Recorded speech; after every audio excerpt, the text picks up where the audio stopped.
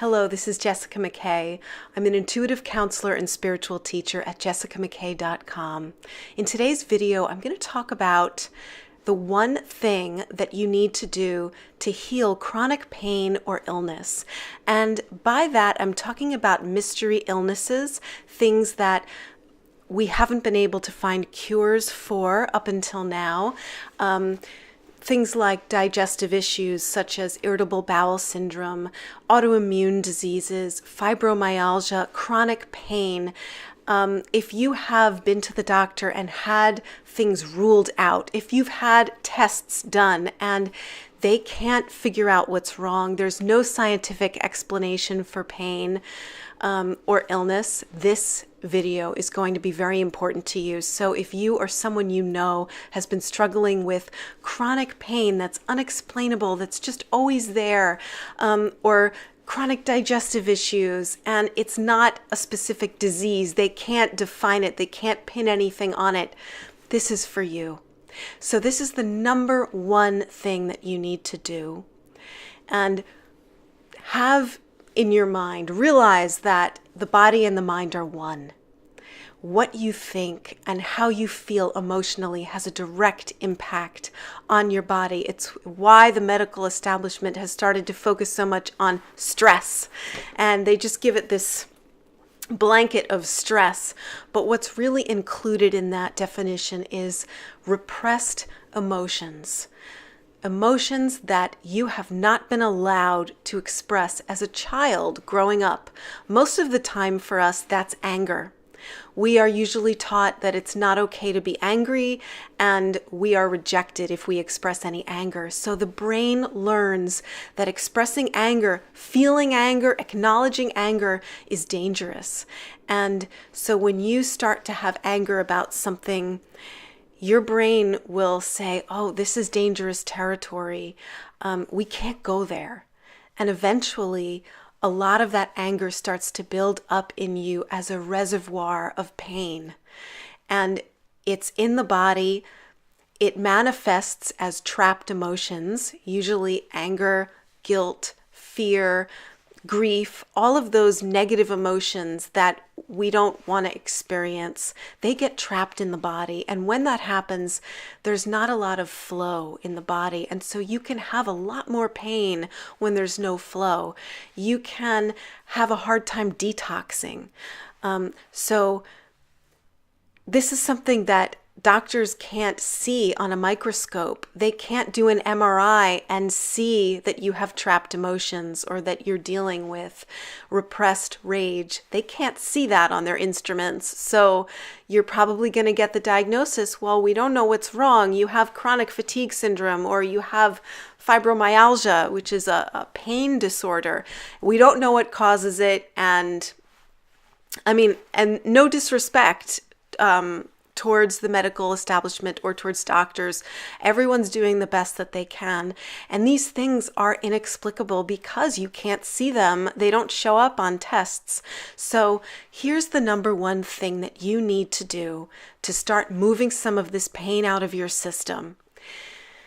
Get a piece of paper and a pen and write down a list. Make a list of all the things that ever happened to you that you can remember that was either traumatic, that embarrassed you, that upset you deeply, that hurt you. Make a list of those things. Things that when you think about today, you still feel a little bit of a charge, even if it happened 30 years ago. You still feel a charge in your body. You feel bad or guilty or just a negative feeling. Anything that gives you that, put on that piece of paper.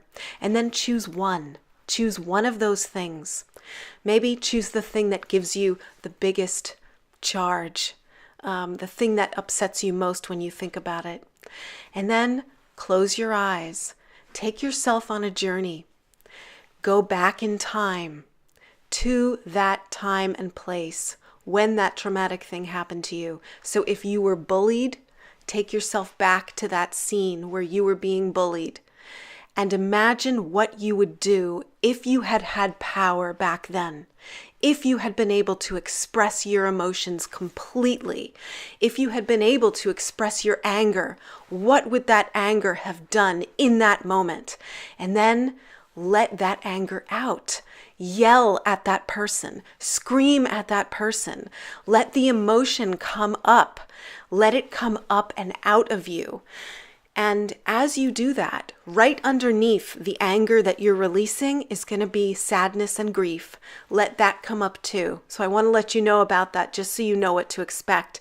Grief is often right underneath anger. So you've got anger and then grief. And our brains are trying to protect us from even being aware that we feel these things or that we've repressed these things. Because the brain sees that as a threat. It knows that when you were little and you expressed anger and you expressed rage, you were rejected.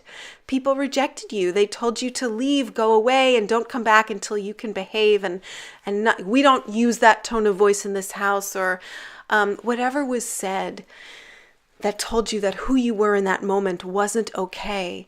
That was a real threat. That was almost a life or death scenario because you were being cast out from the tribe. And so that primal part of you does not want to allow you to go there, to feel anger, to express it. It's afraid that that's dangerous.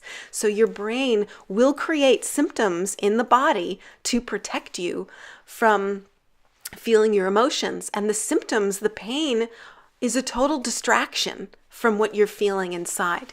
So sometimes having chronic pain or chronic illness has a purpose, and it's a very good purpose. It stops you from feeling what the brain thinks is dangerous for you to feel. So that's what this exercise is going to do. It's going to blow that wide open.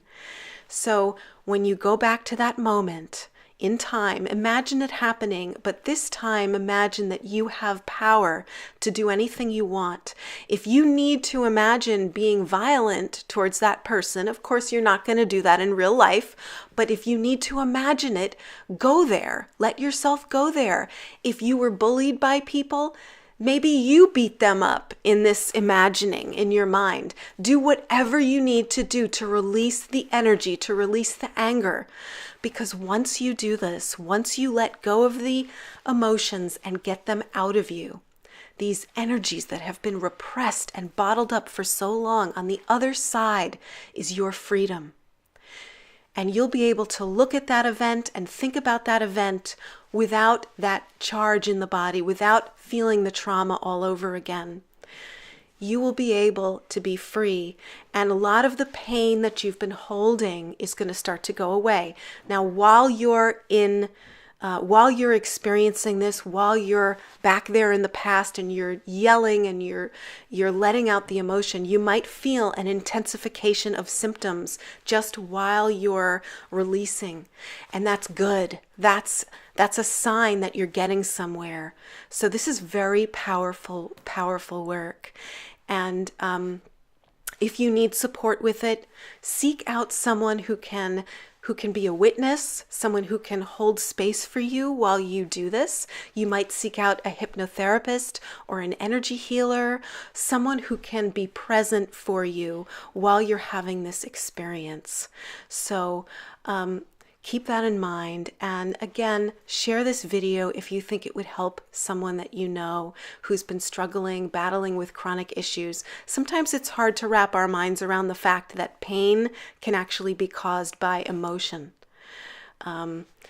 It's not a concept that most of us want to accept or embrace, but can going to the past and letting out that rage and that anger actually help? Yes, it can. And when I say go back to the past, I don't mean that you actually call up people who hurt you and yell at them over the phone. This is something that you would do on your own in meditation. So it's going to give you a tremendous release and a tremendous freedom. It's very, very powerful work. And I've had a lot of success with my clients going through this process. So I have people who have healed chronic issues. So I encourage you to try this. It's very powerful work. So thank you so much for watching. See you next time.